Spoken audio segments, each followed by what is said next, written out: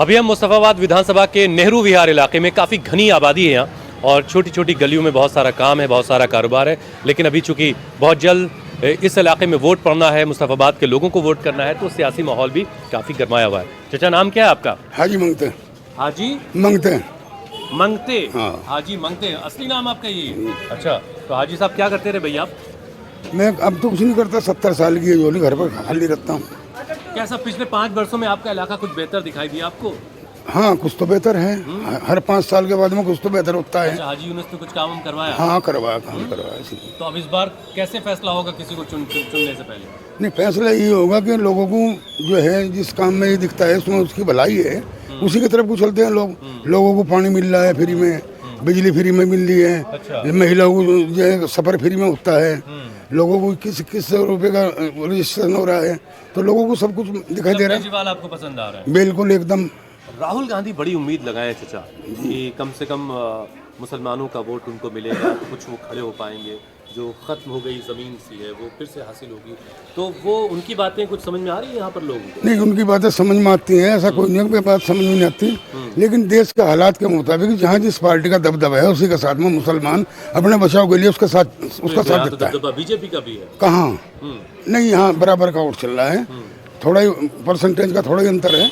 BJP के लोग भी इतने ही हैं, मोदी जी कुछ कर रहे हैं अच्छा? मोदी जी अच्छा ही कर रहे हैं, इससे बुरा क्या कर रहे हैं? भाई देश के प्रधानमंत्री हैं तो अच्छे ही हैं, बुरा क्या है? आपका नाम क्या है भाई? मोहम्मद अजहर। क्या करते हैं अजहर साहब? हमारा जूस का काम है। जूस का काम है? हाँ जी। तो पी भी रहे हैं? हाँ जी, पी रहे हैं। ठंड में कुछ दुकानदारी काम अभी था।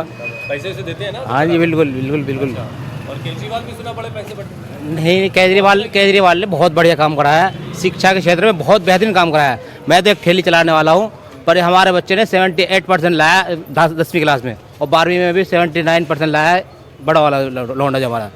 इस वजह से मैं वोट क्यों न दूँ उसे।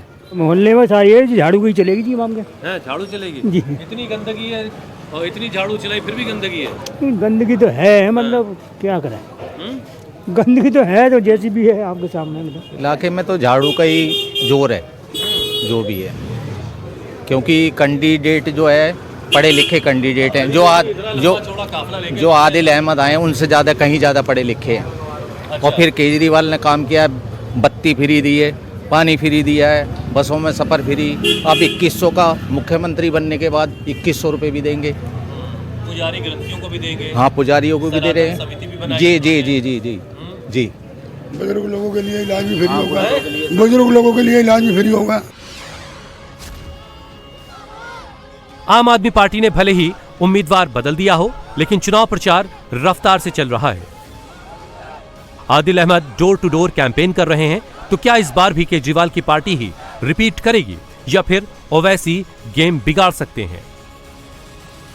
अब हमारी मुलाकात आदिल अहमद खान साहब से हुई है, आम आदमी पार्टी के उम्मीदवार है। भाई Adil, door to door campaign चल रहा है, तैयारियां कैसी हैं और लोगों से रिस्पांस कैसा मिल रहा है? देखिए, मुझे लगता है कि आप अगर यहाँ घूम रहे होंगे तो आपको इस चीज़ का एहसास होगा कि मुस्तफ़ाबाद की आवाम, मुस्तफ़ाबाद की जनता, मुस्तफ़ाबाद विधानसभा के लोग आम आदमी पार्टी के साथ खड़े हैं। लोग अपने घरों से दुआएं देने के लिए निकल रहे हैं, अपना आशीर्वाद देने के लिए निकल रहे हैं, अपना साथ देने के लिए निकल रहे हैं। छतों की तरफ आप देखिए, घरों की महिलाएं खड़ी हैं, मेरी माएँ खड़ी हैं, मेरी बहनें खड़ी हैं।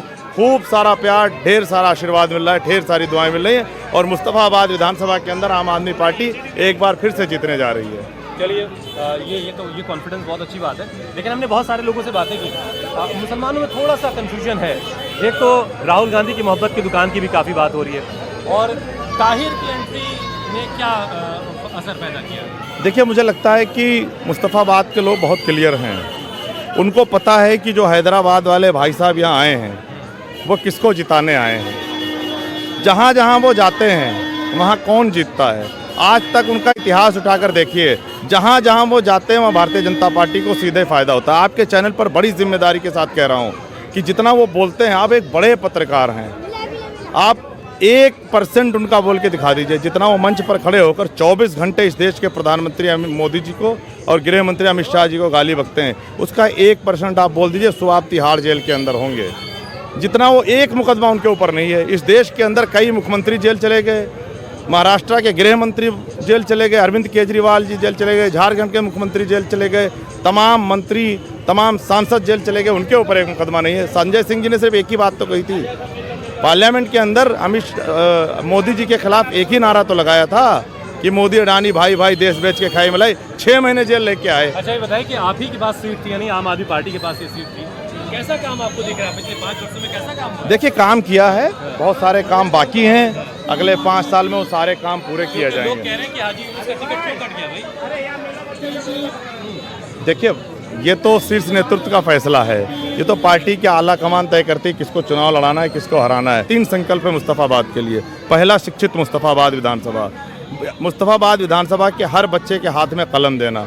यहाँ एक शानदार स्कूल बन रहा है अरविंद केजरीवाल जी द्वारा, अगले सेशन में मुस्तफाबाद के बच्चों को उसको समर्पित करना। लड़कियों के लिए एक शानदार स्कूल बनाना। दूसरा, विकसित मुस्तफाबाद। विकसित मुस्तफाबाद का मतलब है अरविंद केजरीवाल जी के विकास मॉडल के पहिए को मुस्तफाबाद विधानसभा के हर एक घर तक पहुंचाना। और तीसरा है सुरक्षित मुस्तफाबाद। सुरक्षित मुस्तफाबाद का मतलब है मुस्तफाबाद विधानसभा के हर एक घर को सिक्योरिटी प्रोवाइड कराना। और ये मेरा कोई चुनावी वादा नहीं है, मेरी जिद है। देखिए, मुस्तफाबाद के अंदर आम आदमी पार्टी और जनता एक तरफ खड़ी है, मुस्तफाबाद की आवाम और आम आदमी पार्टी एक तरफ खड़ी है।